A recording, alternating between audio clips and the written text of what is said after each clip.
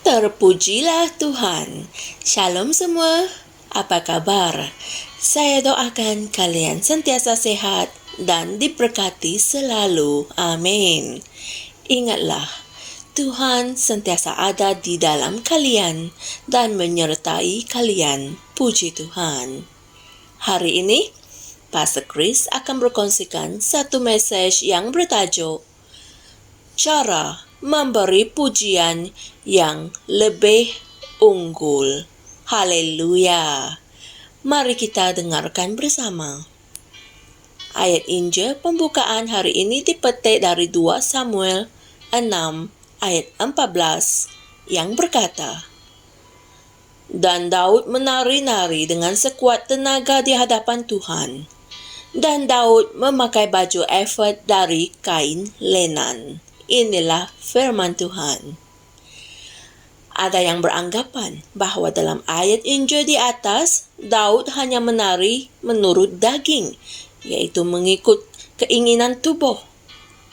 Selalunya, mereka akan mengatakan bahawa mereka mau menari seperti Daud menari, dan mereka mula berpusing-pusing dengan sekuat tenaga. Tidak. Daud adalah seorang manusia roh. Apabila tabut Tuhan dibawa masuk ke kota Daud, ayat Injil tema kita mengatakan, Dan Daud menari-nari dengan sekuat tenaga di hadapan Tuhan. Dan Daud memakai baju efod dari kain lenan. Haleluya. Perhatikan bahagian ayat yang bergaris. Pada zaman itu, berpakaian dengan efod dari kain lenan melambangkan jawatan imam. Setiap kali imam memakai pakaian itu, dia bekerja dalam jawatan rohaninya. Haleluya. Daud yang juga seorang imam memakai efod dari kain lenan jelas menunjukkan bahawa dia diarahkan oleh roh, dan tariannya yang digambarkan dalam petikan Ibrani itu sangatlah berbeza daripada tarian yang menurut daging pada perayaan biasa. Apabila Alkitab mengatakan dia menari di hadapan Tuhan, perkataan Ibrani untuk menari itu ialah karar. Dan ia tidak merujuk kepada jenis gerakan yang berputar-putar dan berpusing-pusing yang kebanyakan orang fikirkan. Karar bermaksud melangkau dan melompat dan berputar berpusing di sekitar paksimu sendiri seperti kanak-kanak. Haleluya. Tarian Daud adalah serupa dengan apa yang Yesus lakukan dalam Lukas 10 ayat 21. Alkitab berkata, pada saat itu, Yesus bersukacita dalam roh. Haleluya. Perkataan bersukacita dalam bahasa Yunani adalah agaliao. Dia melangkau dan melompat seperti kanak-kanak. Haleluya. Jadi Daud menari dengan sekuat tenaga tidak berarti bahawa dia menggunakan sekuat tenaga tubuh fizikalnya menari seperti tarian di lantai yang ramai orang lakukan hari ini. Tidak. Istilah oze dalam bahasa Ibrani bermaksud bahawa dia menari dengan segala kemuliaannya, segala keagungannya. Dia menari dengan memakai pakaian Tuhan. Maha mulia Tuhan. Penerangan yang terbaik untuk tarian ini dalam Perjanjian Baru adalah agaliao dalam bahasa Yunani. Ia adalah sejenis tarian dari batin. Menari dalam daging mengganggu rohmu daripada penghormatan dan penyembahan yang sebenar.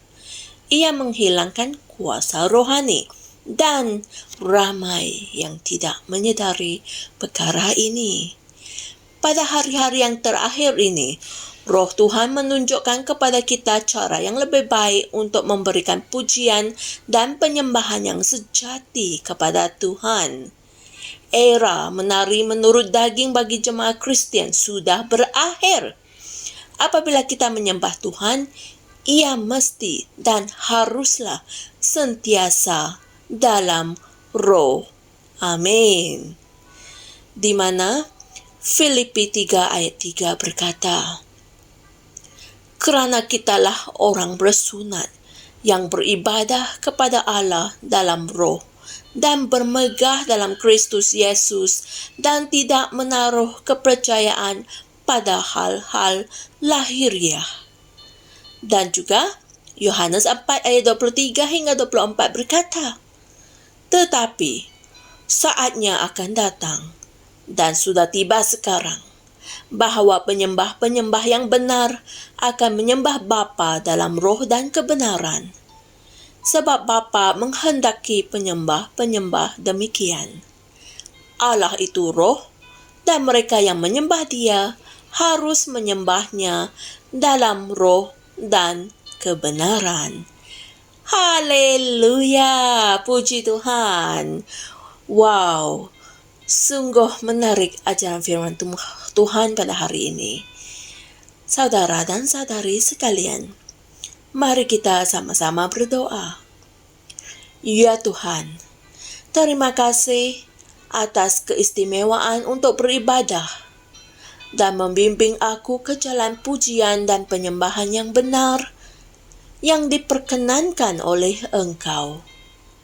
Terima kasih kerana memberikan aku keupayaan untuk menetapkan fikiran dan deria-deriaku untuk mempersembahkan ibadah yang sejati dari hatiku kepada Engkau, yang menyalurkan kemuliaan-Mu untuk memberi impak di duniaku.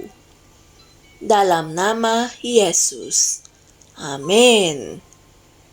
Saudara dan saudari sekalian, seperti biasa, Pastor Chris memberikan renungan tambahan untuk kalian renungkan, yaitu Yohanes 4 ayat 24, Yohanes 6 ayat 63, Roma 8 ayat 6, dan Roma 1 ayat 9. Haleluya!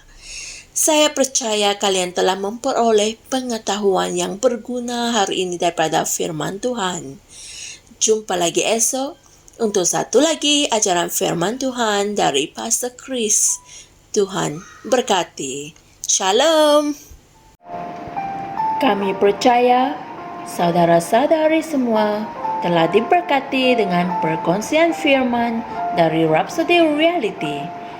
Bagi sesiapa yang ingin menjadikan Yesus Kristus sebagai Tuhan dalam kehidupanmu, kamu boleh mengucapkan doa ini bersama dengan saya. Ya Tuhan Allah, aku mempercayai Yesus Kristus, Anak Allah yang hidup dengan sepenuh hatiku. Aku percaya Dia telah mati untukku, dan Allah telah membangkitkan Dia dari kematian. Aku percaya Dia hidup hari ini. Aku mengaku dengan mulutku bahawa Yesus Kristus adalah Tuhan dalam hidupku mulai dari hari ini. Melalui Dia dan di dalam nama-Nya, aku mempunyai kehidupan yang kekal. Aku telah dilahirkan semula. Terima kasih Allah kerana menyelamatkan jiwaku. Aku sekarang adalah anak Allah. Haleluya. Tahniah, sekarang kamu telah menjadi anak Allah.